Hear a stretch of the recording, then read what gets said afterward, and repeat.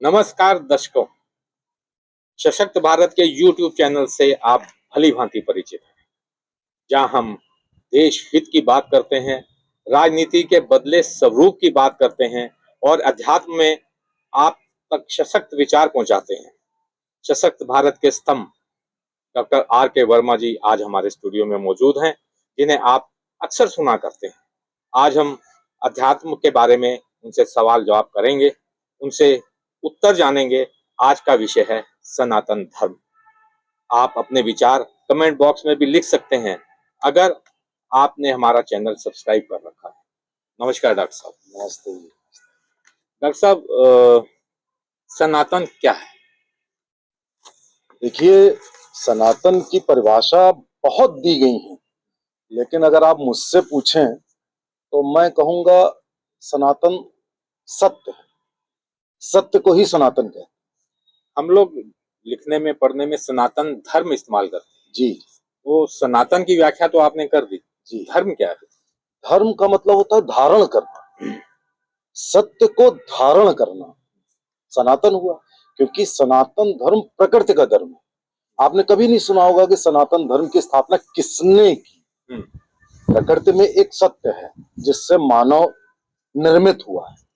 उस सत्य को जानना, पहचानना और उसको धारण करना सनातन धर्म हुआ।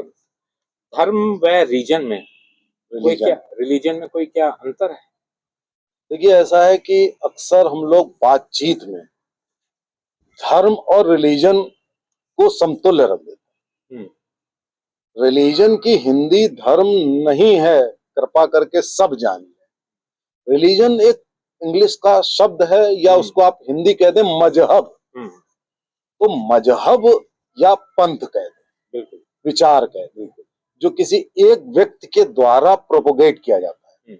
कोई एक पैगंबर हो सकता है, कोई एक ऐसा मार्गदर्शक हो सकता है जो कोई एक कोड ऑफ कंडक्ट चलाए, तो वो रिलीजन हो सकता है।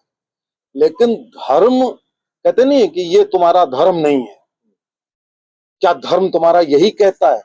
तो वो धर्म का मतलब है सत्य, सनातन, शाश्वत, जो हमेशा से चलता आया है और हमेशा चलता रहेगा। तो इसलिए धर्म बिल्कुल टोटली डिफरेंट है रिलीजन से। इसलिए जब भी कोई कहे तुम्हारा रिलीजन क्या है या धर्म क्या है, तो तुरंत टोक दीजिए कि तुम मत की बात कर रहे हो, कि पंथ की बात कर रहे हो, कि धर्म की बात। हम ये भी जानना चाहते हैं, सनातन का कोई और नाम भी है? सनातन के जैसे कि वैदिक धर्म हम बोल देते हैं, हिंदू धर्म तो लोग जानते ही हैं, वैदिक सनातन भी बोला जाता है।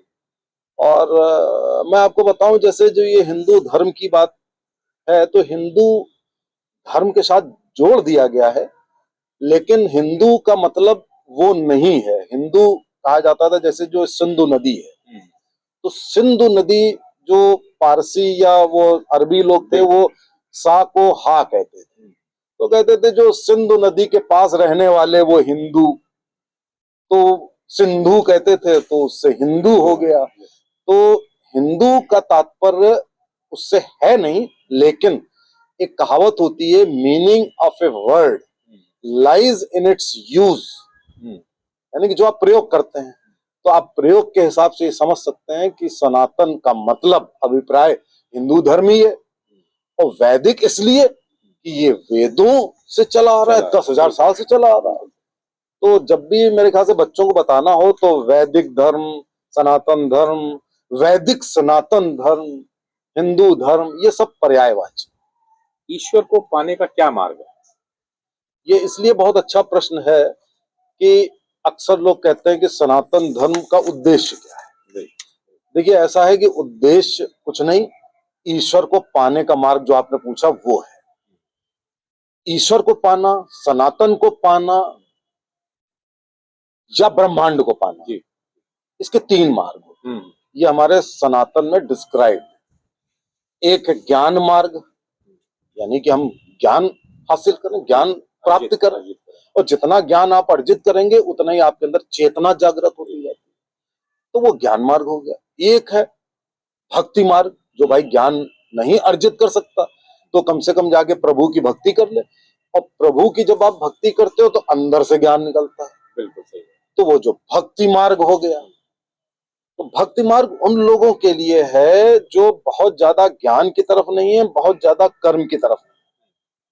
तो वो भक्ति से अपने अंदर की जो ज्ञान है उसको बाहर निकालता है। और तीसरा मार्ग है कर्म मार्ग। ये कर्म मार्ग बताया जाता है आम लोगों को कि अब एक आम आदमी है, वो कहेगा यार भक्ति तो हम चले गए मंदिर, हम ज्ञान तो हम ले नहीं सकते, तो हम कम से कम कर्म कर रहे हैं। और कर्म में चाहे हम अपने परिवार का पालन पोषण करें या अपनी मातृभूमि में जो भी हम कर्म कर सकते हैं। कर्म के बारे में भी आगे व्याख्या है कि कर्म श्रेष्ठ भी हो सकता है और कर्म नकारात्मक भी हो सकता है। तो श्रेष्ठ कर्म के माध्यम से आप प्रभु तक पहुंच सकते हैं। बड़ी अजीब सी बात है ये, लेकिन आप प्रभु तक पहुंच सकते हैं। तो ज्ञान मार्ग, कर्म मार्ग और भक्ति मार्ग, ये तीनों सनातन के 3 अंग। 33 करोड़ देवी देवताओं के बारे में आप थोड़ा ये भी बहुत बढ़िया बात है कि ये सब लोग ये कहते हैं। देखिए, एक तो ये कि 33 करोड़ नहीं था, 33 कोटि था। कोटि का मतलब होता है 33 प्रकार के देवता। ये बात तो सब लोग जानते हैं। मैं इसके आगे आपको बताता हूँ कि क्यों कहा जाता है कि 33 प्रकार के भी हैं, तो 33 भी लंबी, 33 करोड़ तो संभव ही नहीं है। बेकार की बात है 33 करोड़ देवता की बात करना, होते ही नहीं है। कोटि का मतलब प्रकार होता है। लेकिन सनातन धर्म, मैंने आपसे पहले कहा, प्रकृति का धर्म। हम पेड़ पौधों को पूजते हैं, आप नई गाड़ी खरीदते हैं, नई गाड़ी की पूजा करते हैं। आप भूमि पूजन करते हैं, मकान बनवाते हैं, मकान की पूजा करते हैं। आप मशीन की पूजा करते हैं, नई मशीन लाते हैं, आप सब करते हैं। आप कुछ भी करते हैं, पेड़ पौधों की, बड़े बड़े वृक्ष, बरगद की, केले के पेड़ की।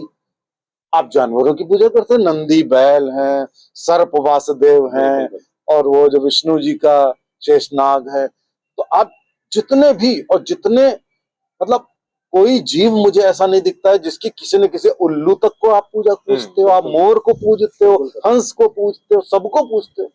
तो कहने का मतलब है कि जो मैंने कहा प्रकृति का धर्म है, तो ये जो 33 कोटि देवता है, ये हम मानते हैं हर चीज में देव है। हमारे आपके अंदर भी देव है। तो कहते थे ना पहले कि ईश्वर ने सोचा कि हम जहां भी रहते हैं आदमी हमको खोज लेता है, तो कहाँ छुपे, ये बाहर से खोज लेता है। तो इन्होंने कहा ये अपनी आंखें अंदर नहीं कर पाएगा, क्यों ना इसके हृदय के अंदर बैठ जाए। सही बात। तो वहां छुप जाए तो अंदर तो आएगा नहीं। बिल्कुल। अब मनुष्य ठहरा चालाक, उसने हृदय के अंदर भी प्रभु को खोज लिया। तो हम प्रकृति में ये 33 कोटि क्या, और भी कोटि, हम हर चीज में हम, तो जो कण कण में भगवान की थ्योरी है, बोसान पार्टिकल होता है, यहाँ भी सारे कण हैं, सब जगह ईश्वर विद्यमान है। ये उससे मतलब है सनातन। सब हम सनातन शास्त्र के बारे में थोड़ा सा आपसे जानना चाहते हैं। अब शास्त्र का मतलब तो बहुत बृहद टॉपिक हो गया, और अगर कहा जाए तो आप बात शुरू करिए वेदों से। तो जैसे ऋग्वेद है, ऋग्वेद ओल्डेस्ट शास्त्र है, पूरी विश्व का, पूरे दुनिया का ओल्डेस्ट, 10,000 साल पुराना। उसे बीच बीच में एडिशन होते गए। तो चाहे ऋग्वेद हो, चाहे सामवेद हो, चाहे यजुर्वेद हो, चाहे अथर्ववेद हो, हैं सब ऋग्वेद के ही पार्ट। 4 वेद तो अपने बच्चों को सबको बताना ही चाहिए। इसके अलावा हमारे 18 पुराण हैं, चाहे शिव पुराण हो और कार्तिकेय का पुराण हो, बहुत सारे 18 पुराण, गरुड़ पुराण हो। पुराणों की एक अलग महत्ता है। पुराण उस पर्टिकुलर मोमेंट के शास्त्र होते हैं। अब हमारे उपनिषद हैं, 108 उपनिषद हैं। अब आप बताइए हमारा सबसे अंक महत्वपूर्ण क्या होता है? 108। 108 की माला जपते हैं तो क्या है वो? 108 उपनिषद है। अब हमारे शास्त्र में रामायण भी आ जाती है, गीता भी आ जाती, गीता उपनिषद में आती है। स्मृतियां आ जाती हैं जिसमें मनुस्मृति मुख्य है, पुरानी वाली, बनावटी वाली नहीं। तो हमारे शास्त्र इतने ज्यादा हैं कि उसके ऊपर आपको अलग से बात करनी पड़ेगी। पुनर्जन्म और मोक्ष में आजकल बड़ा कंफ्यूजन चल रहा है। जी जी जी, बहुत। ये एक्चुअली में हमारे सनातन धर्म में ही शायद एक आधा धर्म और है जिसमें पुनर्जन्म का कंसेप्ट होता हो, लेकिन पुनर्जन्म का हम ये मानते हैं सनातन धर्म में कि आत्मा अमर है, शरीर नष्ट हो जाता है, आत्मा रिलीज हो जाती है, और हम कहते हैं कि आत्मा इस शरीर में रहती है, हम रहते हैं अपने शरीर में, और चूंकि हम रहते हैं तो शरीर को ठीक ठाक करते हैं, स्नान करते हैं, शुद्ध करते हैं। तो अब शरीर समाप्त तो आत्मा रिलीज हो जाती है, वो आत्मा किसी नए शरीर में जाती है।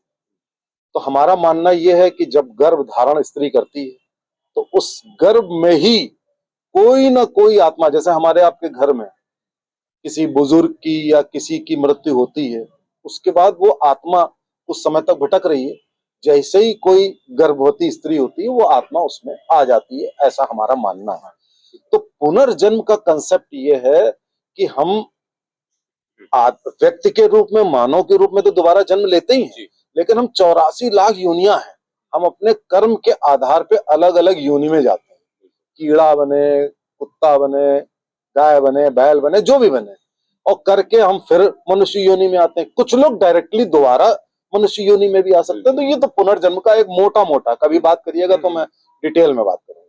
मोक्ष की बात ये होती है कि हम पुनर्जन्म के चक्र से अगर बाहर निकल आए, यानी कि पुनर्जन्म अब नहीं होना है, वो मोक्ष है। मोक्ष की स्थिति पाना बहुत मुश्किल है। मोक्ष के बारे में कई लोगों ने कहा है, लेकिन मेरा, भाई देखिए, ऐसा सनातन धर्म में ये नहीं होता जो लिखा है वही फॉलो करना है, आप उसमें इनपुट डालते रहते हैं। मेरा इनपुट ये है कि मोक्ष अगर आप बिल्कुल संतुष्ट होकर, खुश होकर ये दुनिया त्यागते हैं तो आपको मोक्ष की प्राप्ति होती है। आप असंतुष्ट होकर, बीमार होकर आप जीना चाहते हो तो भी मृत्यु आ गई तो आप मोक्ष को प्राप्त नहीं होते। दूसरा कंसेप्ट ये भी है कि मोक्ष का मतलब कि आपके अंदर चेतना जागृत हो गई, आप देवतुल्य हो गए, तब आप शरीर त्यागते हैं तो मोक्ष हो जाता है। सनातन के चिन्ह क्या है, कैसे पहचान? आप सारे प्रश्न ऐसे पूछ रहे हैं जो बड़े वृहद हैं, इस पर वृहद बात करेंगे। अब चिन्हों में देखिए, मतलब वैसे तो दर्जनों हैं। मुख्यतः आप देखिए, स्वास्तिक का चिन्ह आप घरों के बाहर लगाते हैं, मंदिरों के बाहर लगाते हैं, और स्वास्तिक में भी मैं आपको बता दूं अलग अलग उसके मायने होते हैं। तिलक लगाते हैं हम लोग, अब ये एक आज्ञा चक्र होता है हमारी दोनों आंखों के बीच में, और जैसे ही हम तिलक लगाते हैं तो हमारी पूरी भावना, हमारा फोकस, हमारा कंसंट्रेशन ही अलग हो जाता है। आप बगैर तिलक लगाए और तिलक लगा करके बात करिए, आपके घर में जब पूजा कथा होती होगी और पंडित जी तिलक लगा देते होंगे तो आपके अंदर एक अजीब सी फीलिंग आती है कि नहीं आती? बिल्कुल आती है। वो ऐसी फीलिंग आती है कि लगता है कि हम बड़ा फोकस्ड हो गए हैं। तो अब हम कलावा बांधते हैं, अब कलावा बांधते हैं तो कलावा में क्या होता है, कच्चा धागा होता है कि विष्णु जी का अलग है, शिव जी का अलग है, एक रक्षा कवच होता है, इसमें लाल भी होता है, पीला भी होता है, सफेद भी होता है, तो एक रक्षा कवच बंधा रहता है। तो मुझे याद पड़ता है कि इसी तरीके के बहुत सारे चिन्ह हैं, इस पे किसी दिन डिटेल में वार्ता की जाए। ये चिन्ह बड़े बहुत ही महत्वपूर्ण होते हैं। हम चिन्ह इसलिए नहीं रखते कि हमें सड़क पे लोग पहचान लें, पास आके पहचान लेंगे, हमारे तिलक पास से दिखेगा, ये हमारा पास से दिखेगा, स्वास्तिक हमारे घर पे आ जाओगे तब दिखेगा। हमें ये नहीं कि हम दूर से कुछ वो कर लें, लगा लें जो हम दूर से दिखें, हम क्रूर दिखें या किसी समुदाय विशेष के दिखें, ऐसा नहीं है। तो हम जो ये लगाते हैं, ये हम प्रभु से जुड़ाव के हेतु, और उससे हमारी आत्मा की शुद्धि होती है और हम अच्छे श्रेष्ठ कर्मों के लिए प्रेरित होते हैं। आपके घर में कोई भी अच्छा काम होता है तो क्यों आपके सतिया लगा दिया जाएगा और गणेश गौरी और वो गोबर की वो लगा दी जाएगी, सारे चिन्ह पंडित जी बाद में वो करेंगे, हवन करेंगे, अग्नि होगी, सारे चिन्ह इस्तेमाल किए जाते हैं। आप देखिए 2-4 दिन तक आपके घर में निगेटिव एनर्जी नहीं है। बिल्कुल सही बात है। तो इसलिए हम प्रकृति से जुड़े हैं, यही सनातन है। तो सनातन को अगर समझना है तो बड़े आसान शब्दों में मैंने आपको थोड़ा थोड़ा बताया है। आप आगे पूछेंगे तो मैं डिटेल में आपको, मैं पूछना चाहता था तिलक हम क्यों लगाते हैं, लेकिन आपने पूरा पहले ही एक्सप्लेन कर दिया। मेरा आखिरी प्रश्न यही था कि हम तिलक क्यों लगाते हैं। देखिए सब जुड़ाव है। हमारा जो जो 8 चक्र होते हैं, अब उसमें जो सबसे इंपॉर्टेंट चक्र होता है शिव जी की तीसरी आंख, तो तीसरी आंख क्या है? वो एक तरीके का तिलक है। ये हम लोग मेडिकल में भी यहाँ पे इस एरिया को ग्लैबेला बोलते हैं। अगर दोनों आंखों के बीच में यहाँ पे लगाया जाए तो ये आज्ञा चक्र होता है। उसके लगते ही हमारी आंख सबकॉन्शियसली उस पर उसको देखती है, और एक वो सिंदूरी रंग होता है, और उसका डायरेक्ट कनेक्शन हमारी कॉन्शियसनेस से होता है। आप तो मेडिटेशन पहले कराते थे, बिल्कुल। तो मेडिटेशन में यही है कि हम आज्ञा चक्र को देखते हुए और हम जुड़ाव करते हैं प्रभु से, मन, शरीर और आत्मा का जुड़ाव करके प्रभु के पास चले जाते हैं। वही। बहुत बहुत धन्यवाद डॉक्टर साहब, आपने कम समय में बहुत कुछ हमें बता दिया। दर्शकों, अगर आपको ये हमारी वीडियो पसंद आए तो आप इसको जरूर शेयर करिएगा, सब्सक्राइब करिएगा। नमस्कार।